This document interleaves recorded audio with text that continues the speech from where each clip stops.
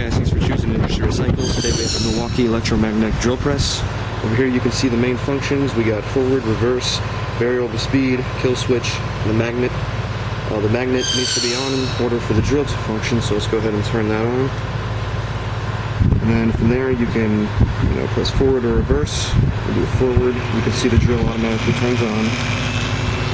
And the higher up you turn the variable speed, the faster it goes, obviously.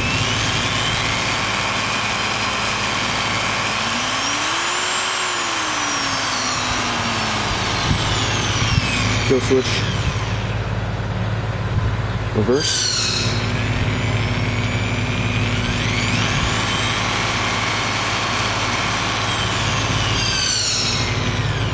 and there you have it.